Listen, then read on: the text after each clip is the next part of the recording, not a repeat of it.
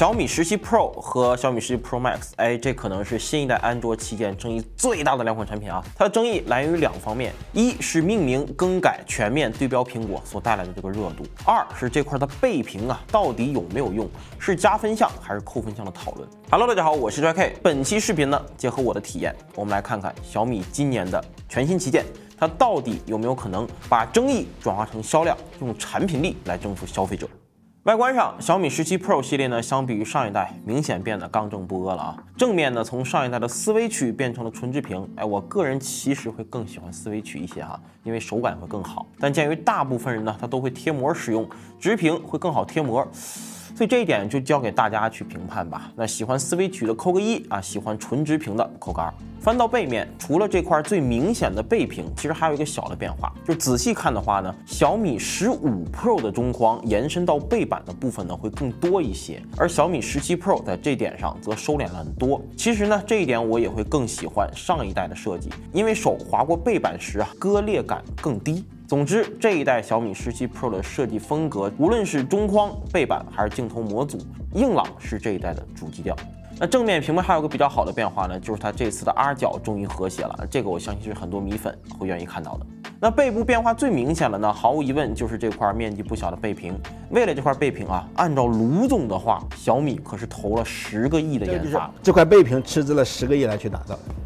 应该来说还是非常的贵。它为什么这么贵啊？甚至大幅改变了镜头模组的布局，把这个超广角放到了这里。那在正式开始聊这块背屏能干啥之前呢，我们先看看它到底有没有什么副作用。为此，我们做了 Pro 和 Pro Max 的续航和性能测试啊，顺便呢也来看一看最新一代的骁龙8至尊版的表现到底如何。首先是5小时的续航测试啊，测试标准和流程如下：小米17 Pro 在测试结束后剩余电量42%，Pro Max 剩了50%。在续航这方面 ，Pro 和 Pro Max 表现还真不错。游戏测试方面呢，明朝跑图30分钟，测试标准如下。这次呢，我们拉上小米15 Pro 一起比一比啊，3款手机都能够稳定的渐渐满帧运行啊，平均帧率相差不大。其中小米17 Pro Max 平均帧率59.3帧，功耗5.47瓦，机身最高温度42.5度。小米17 Pro 平均帧率59.6帧，功耗5.98瓦，机身最高温度42度。小米15 Pro 平均帧率58.7帧，功耗5.32瓦，机身最高温度44度。所以啊，基本可以这么说，小米17 Pro 系列用上了这块背屏以后呢，在产品的续航和性能表现方面依旧不错，至少我们实测和体验下来没有明显的取舍。所以担心这点的朋友，你可以放心了。那所以这块背屏它到底能干什么？我对它到底是怎么看的呢？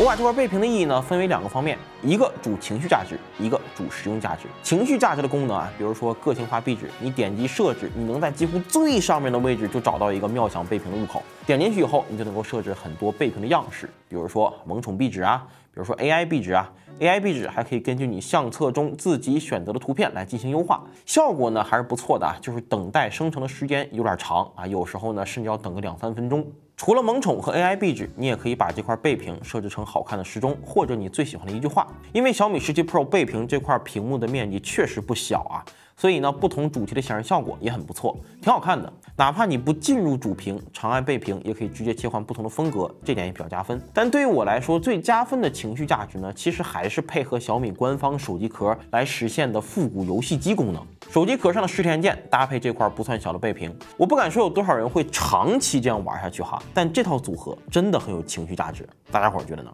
那除了情绪价值，这块背屏肯定也有一些实用价值。实用价值方面，我会分为2点去讨论啊。一点呢，是我体验下来，就说实话，我感觉实用价值不是那么高的。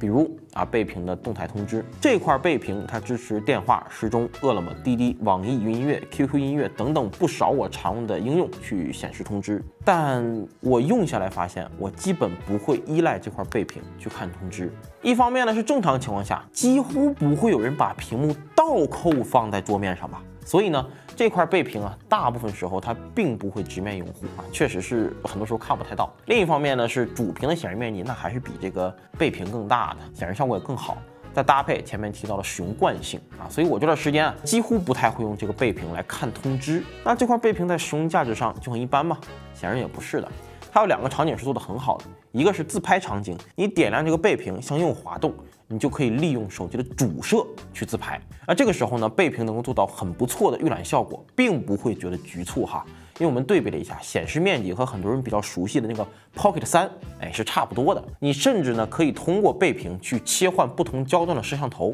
而后面这几颗摄像头的效果，那肯定是比前置要好上不少的。所以如果你是一个追求自拍效果的人，那这块倍屏一定是非常加分的。另一个呢，我比较喜欢的功能则是倍屏便利贴。不管你看到了什么，长按电源键呼出超级小爱，然后圈选，你都可以把它钉到倍屏上。这种感觉就像是你往冰箱上贴的那个待办事项，你不需要常驻在你的主屏上，但你真怕忘了的话，钉在倍屏，偶尔看一眼，搞定了，直接删除。这一点我还是挺喜欢的。总之呢，这块倍屏我体验下来啊，它没有给手机带来散热、续航或者手感上的明显副作用，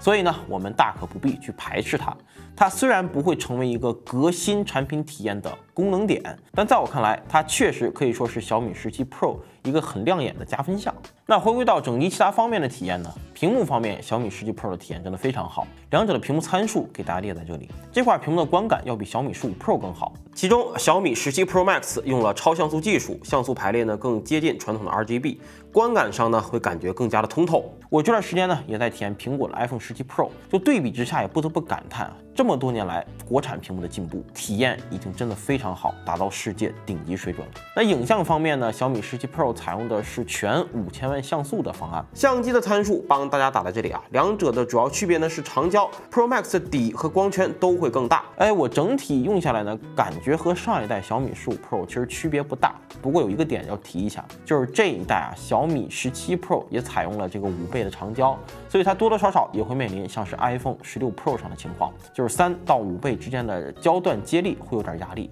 好在小米呢，在3倍多往后的焦段呢，也会利用5倍镜头做增强，实际效果呢，并没有苹果那么严重的画质衰减。系统方面我多说2句，我认为这代小米旗舰它终于不用再被系统体验所诟病了，因为澎湃 OS 3在小米17系列上确实很流畅，性能表现也很好，像是呼出快捷操作、负一屏、呼出多人舞这些被诟病了很多年的卡顿场景也都解决了，像是上导、AI 系统功能的易用性也得到了解决。所以到了这一代，我有一种感觉哈，就是小米的系统不会再像前几年一样被人诟病，甚至成为一代产品的短板。这个对于小米来说一定是一个好消息。所以说小米这一次带着更改后的命名，带着比较夸张的倍屏啊，带着更好的屏幕和系统，以及全新的高通处理器，打包推上了小米17系列的3款产品。而 Pro 和 Pro Max 作为系列里的大哥及最多卖点于一身的机型，自然也是被小米来寄予厚望。为什么我在视频的开头会说小米17系列就是在搏一把？因为改名这件事儿，在路人眼里，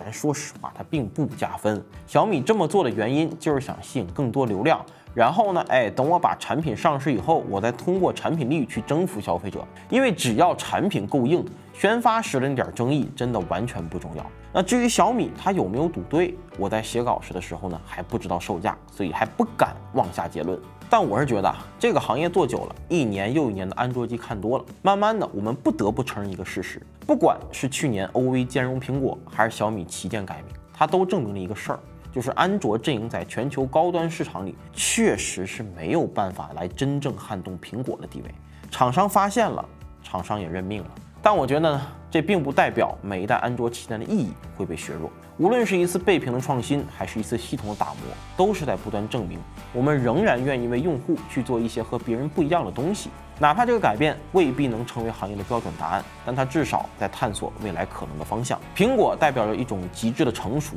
而安卓旗舰的价值恰恰在于它的不设限。也许今天的小米17 Pro 还只是一次大胆的试探，但正是这些试探，才让安卓阵营始终保持着活力，让用户有选择，让行业有竞争，让未来有更多可能。也许这就是安卓旗舰最大的意义。OK， 那本期视频的主要内容就这么多，而不知道大家看完本期视频以后，各位觉得小米17 Pro 这2款产品的表现如何呢？可以在评论或者弹幕来打出你的答案。我是 JK， 我们下期视频见，祝各位好运，拜拜。